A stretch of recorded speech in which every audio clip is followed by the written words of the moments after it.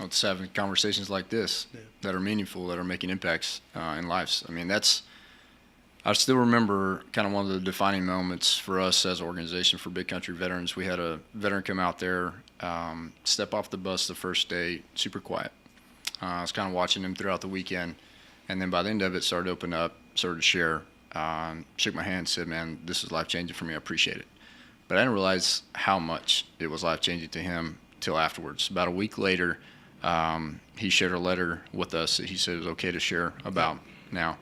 But he literally scouted the ranch, because it's out in the middle of nowhere, and said, "This is a perfect place for me to go to and never come back." That was his intention to go out to our event. It was to actually go, find a place to never return. And throughout that weekend, what he found was not just support, but was a family that was genuine, that was there for the right reasons. And he left telling me, just like you did, "This changed my life," but then also, "Hey, have you thought about this? This is how I think we can improve it for the next guy and the next guy, because this is something I want to bring my closest friends into and bring them into this, because it is something that is life-changing." Yeah. And that's what you did for us with Invicta. At the end of the day, Chris, like, you came to me and said, "This changed my life. I want to see how BCV can get involved in that." And that's been the catalyst for the success of Big Country Veterans. It's not necessarily what we're doing, it's just the fact that we're doing something that's meaningful for the people that are there. And we're that line of communication is always open. And if we can't do it, we find partnerships like with Invicta that where we can. That's meaningful to the veterans that are there. Yeah, and I think that's key, is like sometimes just having a simple conversation can lead to things that are much deeper than that conversation started out to become. And the one thing I love about that event is, like, I go every year and I see somebody that I haven't seen in years, because our communities are so small. Like when you look at the reconnaissance community, there's about 1,000 on active duty at any given time. The SARC corpsman population is drastically smaller than that. But you can show up there and you get 3 guys get off a bus and you're like, "Wow, what are you doing here?" And it's just like instant, makes everybody comfortable. But then you also get people that you'd never expect to run into in your life that, become good friends, or you keep contact with, or you want to go back out every year.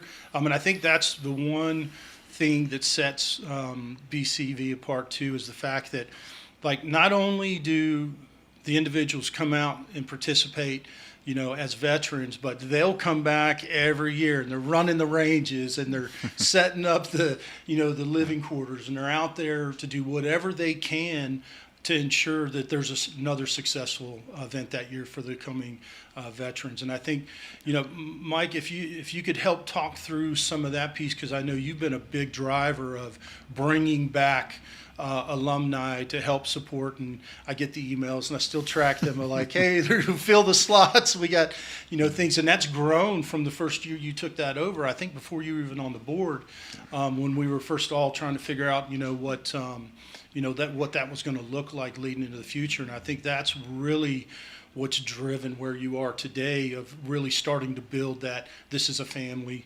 we're all here to support each other. And I think, people just come out of the woodwork once they're exposed, I will say the Daniel family, phenomenal. Like, I love all of them, because, like, I could call and be like, "Hey, I need something." And I just drive out there and I grab it and I drive back home. Their door is always open, which you don't see in a lot of places. When you have, I call it really direct access. And that's what I tell everybody with the Invicta program. If you have a referral, or you need somebody, or if you yourself need, just pick up the phone and call me.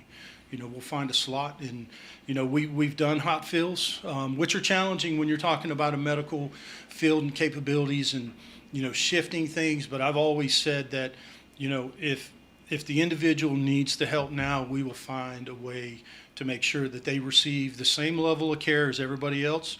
We're just going to have to shift a lot of things around to make it happen. But, I think that's what we're good at, moving things around. So, Mike, if you want to talk a little bit about that background. Yeah. We went out, Chris, and I didn't know what to expect. I mean, I met Cody. I think I shook his hand when I got off. I was the first person. I think you guys pushed me off the bus.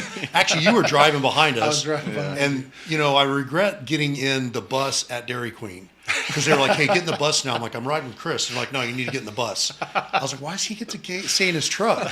So then I get pushed off this bus. There's a million people out there. I won't spoil it for folks coming out, but I wasn't quite sure what to think. And I like to tell people, you know, I didn't want to go the day before. I wasn't going to go.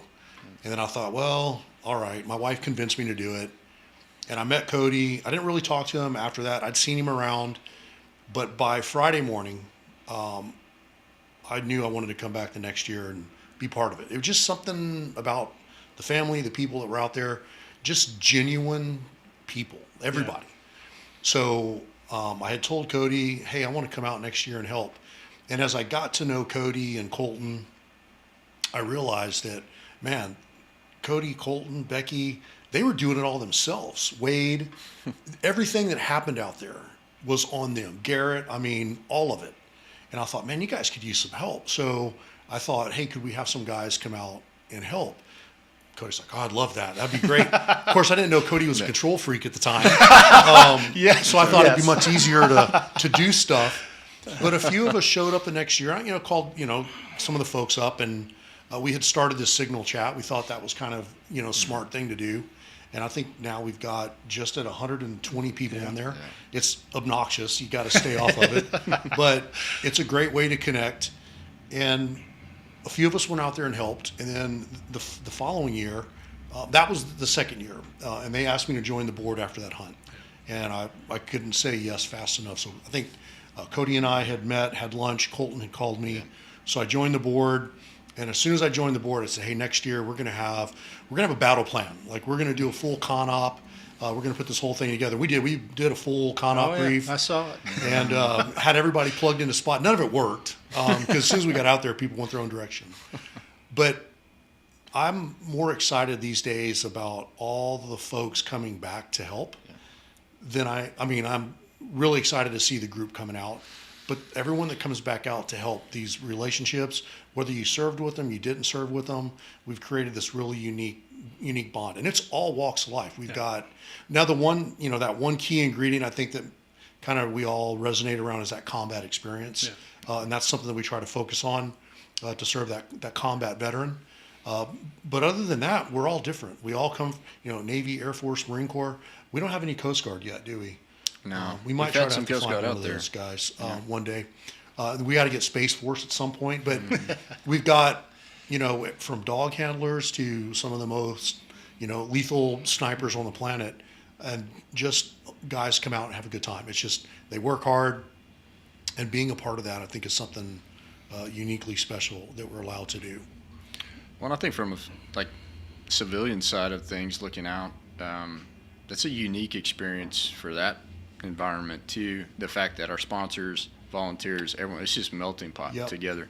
Like, you wouldn't know who's who. We had Medal of Honor recipients walking around out there. We had congressmen, and they were just part of the group, and they enjoy. Like, I think there's some enjoyment, and there's kind of a lack of that probably in the world of just being able to have like-minded conversations with good people in the room. Yeah, we were all sitting at a table. I remember one of the Medal of Honor recipients, he throws this medal out, and we couldn't get our hands on it fast enough. We were like, let me see that. I know who he was that probably, is. I was probably like, I'll never do that again.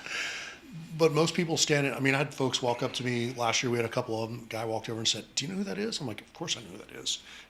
Why is he here? I'm like, he's just here to hang out. Like, go talk to him. You want to introduce yourself. But, and I think what, kind of following up all of that, we get asked routinely, hey, how do I get this person out there, get that person out there?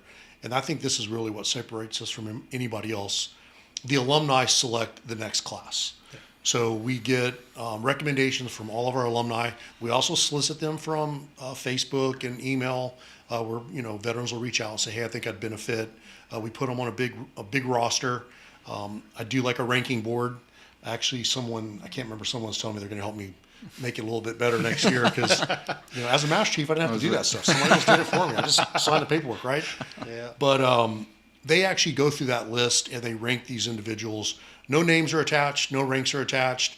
It's just their service to the country, their awards that they've earned. And this group, I think this year we had 7 or 8 guys that went through the list, and then they ranked them all, and then we got on a call and we picked the top, the top 20, and those are our guys coming out next year. Yeah. And I think that makes it special because it's not just, I just signed up for this thing. Someone recommended me. A group of, war fighters looked at this and said, come join the family. My only regret is we can't do more. Right? There's so many deserving people in there. And I don't want to downplay that we don't pick someone, or if they get missed, that they don't rate to be out there or need to be out there. It's just at this point, we don't have the capacity, but we're working on that. Correct. And I think I think what's great about it is like we're looking at the connection that's going to be had those 3 days. Like that's the important thing, right? Yes, the helicopter hunting is great. It's a bucket list item, but we're focused on the time off the helicopters. And I think like it really resonated. One of the Medal of Honor recipients that we invite out, he asked me, he goes, "You want me to bring my medal?" And it didn't even cross my mind, right? Because I wanted him to come as him. Yeah. I wanted him to be there. And I think that's an important thing. Like rank, what you did, we're invested to you as the person, like who you are. And we are legitimately want to stay with you and connected with you afterwards. And we're going to have all these opportunities if you would like to be a part of them, between our 4 core programs and Invicta relationship here, to take advantage of those and be a part of that if you so choose to do so. Yeah, and I think that's one of the unique things too. There is like, because there are like when you show up, there are a lot of people, and there's a lot of alumni running around, and there's the town that just they're so giving that you really don't know. Nobody, other than the people that know me, don't know I was a Master Guns. They just know, hey, that's Chris.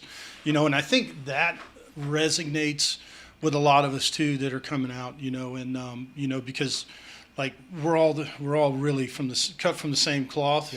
Just different branches, different, sometimes different eras.